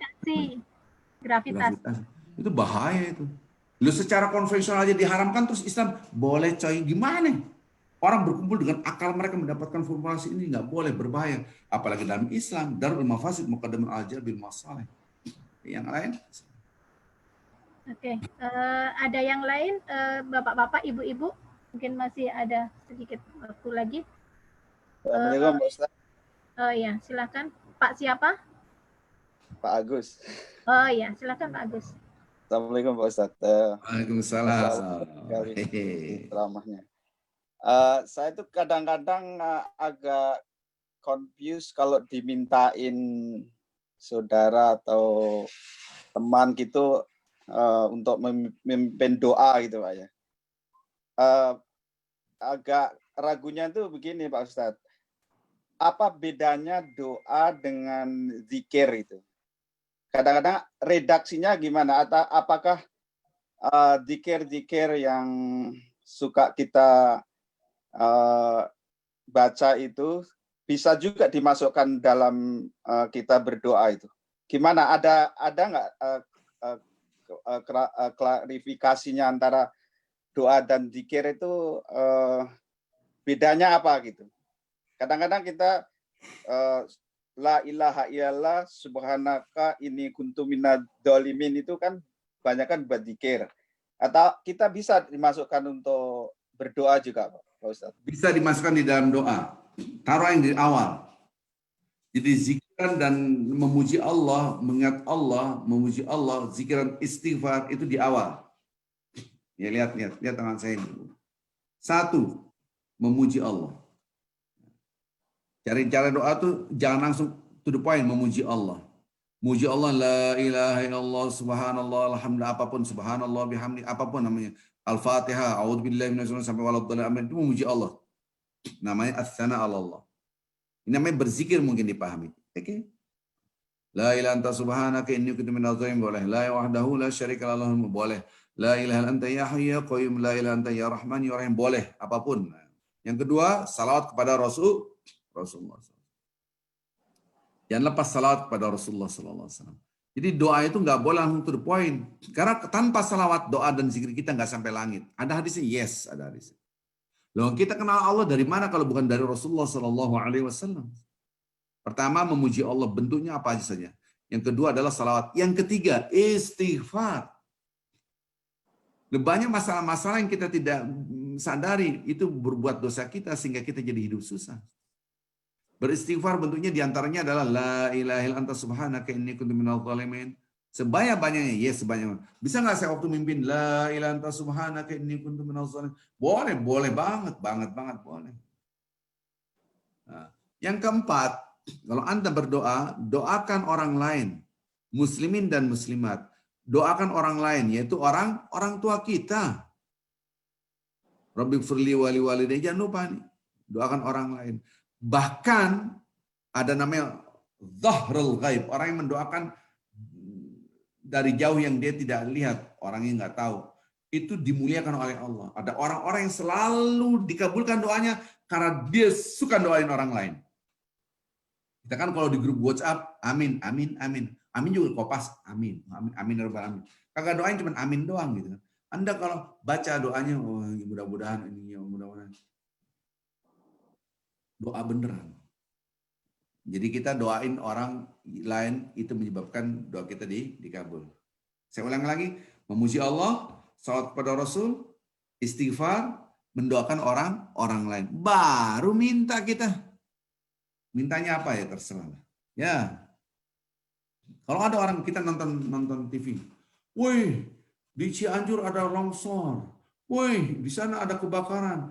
Woi, musibah semua. Wow, jangan begitu. Ini kesempatan. Banjir. Anda doa. Auzubillahiminasyaitonirrajim. Bismillahirrahmanirrahim. Sampai Al-Fatihah waladhdallin. Amin. Ya Allah, saudara-saudaraku di Cianjur, mereka mendapatkan kesulitan. Mudahkanlah mereka ya Allah. Jadikanlah mereka tetap bersabar ya. Amin ya rabbal alamin. Lihat urusan Anda, lihat urusan. Dimudahkan oleh Allah. Cepat. Gak ada susahnya. Di sana kelaparan, kasihan banget. Ada nomor rekening. Kirim, gak ada duit. 50.000 aja deh. Nggak punya 50.000, 20.000. Kirim pakai internet aja, kelar. Nah, kecuali yang nggak mau pakai internet, membayar zakat kudu bayar ke masjid, itu repot banget gitu kan. Mau buka, open your mind gitu. Pakai internet zaman sekarang terus serba internet gitu kan. Nah, ini kritikan juga nih buat kita yang di masjid. Zaman sekarang tuh zaman teknologi. Buat dimudahkan orang berbuat baik. Semua pakai serba internet. Bayar 50.000 nggak punya duit, 20.000. Udah ngisi kasih uang 20.000 doa, ya Allah, saudara-saudaraku dalam keadaan sulit ya Allah. Begitu caranya. Anda naik mobil nih, ini kebiasaan saya. Oh, kasihan banget tuh macet, mogok. Karena udah jadi habit ya Allah mudahkanlah orang itu ya Allah. Bikin dia kesabaran ya Allah, mudahkanlah dia apa kayaknya. Kita nggak bisa berhenti, kita ada urusan. Kalau Anda bisa berhenti sah. What can I do for you? Bla bla. Selesai. Kalau kita ada waktu, kita tuh apa yang saya bisa bantu nih Pak? Oh ini apa akinya habis, pakai kabel saya aja Pak. Terus kabel langsung. Aki jalan. Makasih Pak ya makasih. Lihat urusan Anda. Kita nggak ada urusan dengan dia, kenal juga kagak.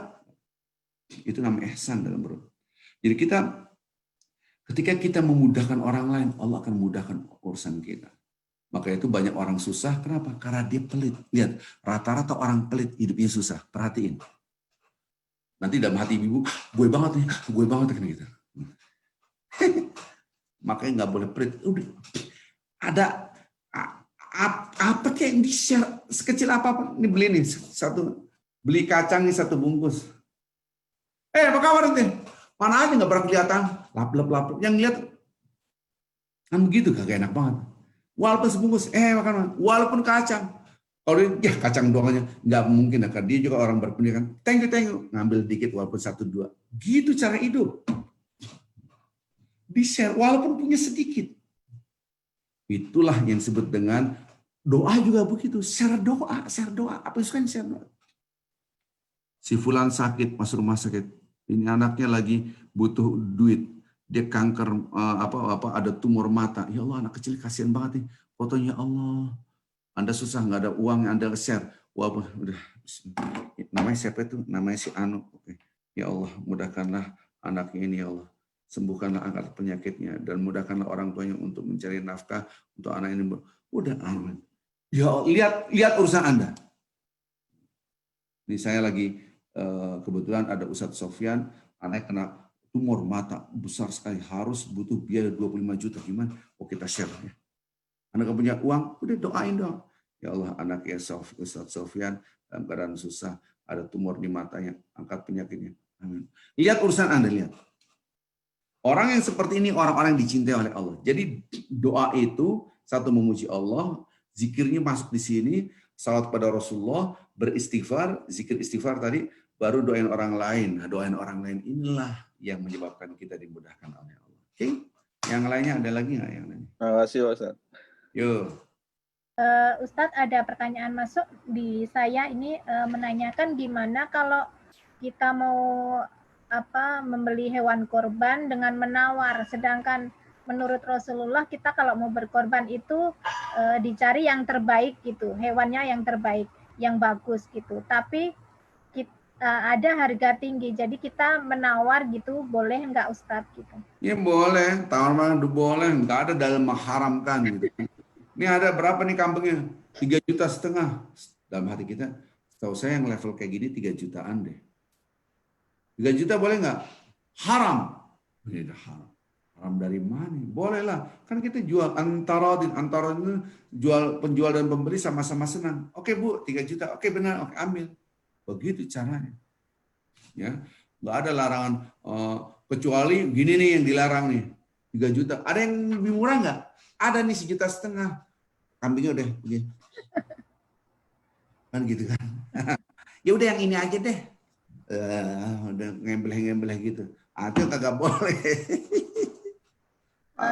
Jadi hukum tawar menawar tetap ada, diperbolehkan ya Ustadz. Nah, iya, kalau kayak gitu yang jualan kambing mas sapi petentang-petenteng kasih dalil tuh dilarang nawar-menawar, Nabi melarang petentang-tenteng dia gitu.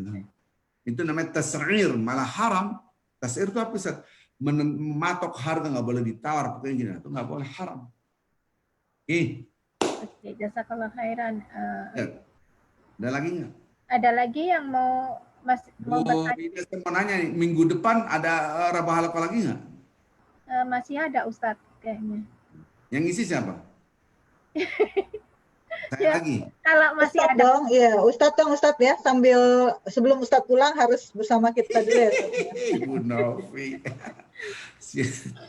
Ya udah, kalau mau saya lanjutin kajian ini, belum selesai. Siap Ustadz, Masya Allah. Ya, karena biar kelar gitu kan. Gitu.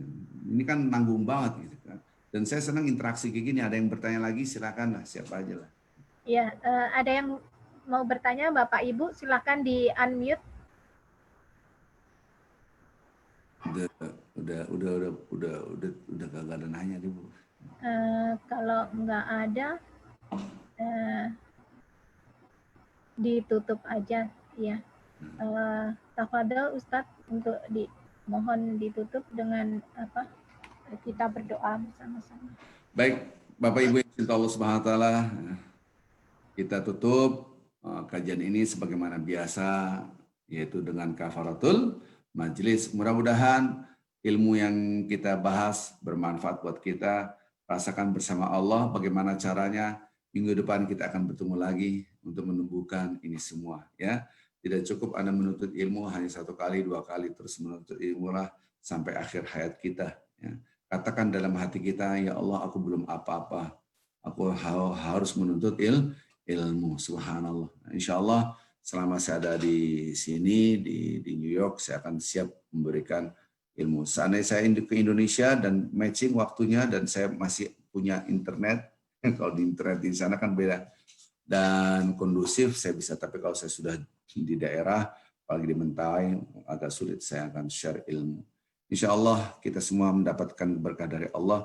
Saya ingin kita membaca Al-Fatihah terlebih dahulu. Kita doakan yang sakit di antara saudara kita, mudah-mudahan diangkat penyakitnya oleh Allah. Yang dalam keadaan kesulitan dimudahkan oleh Allah Azza wa Jalla. Setelah kita baca Al-Fatihah, kita tutup dengan kafaratul majlis. Kita niatkan baca Ummul Kitab Al-Fatihah. A'udzu billahi minasyaitonir rajim. Bismillahirrahmanirrahim. Alhamdulillahirabbil alamin. Arrahmanir rahim. Maliki yaumiddin. إياك نعبد وإياك نستعين اهدنا الصراط المستقيم صراط الذين أنعمت عليهم غير المغضوب عليهم ولا الضالين آمين آمين آمين يا رب العالمين. Kita baca kafaratul majlis. Subhanakallahumma bihamdika asyhadu an la ilaha illa anta astaghfiruka wa atubu ilaik. Mohon maaf. Assalamualaikum warahmatullahi wabarakatuh. Waalaikumsalam warahmatullahi wabarakatuh. Waalaikumsalam warahmatullahi wabarakatuh. Jazakallah Ustaz. Jazakallah khairan. Wa iya.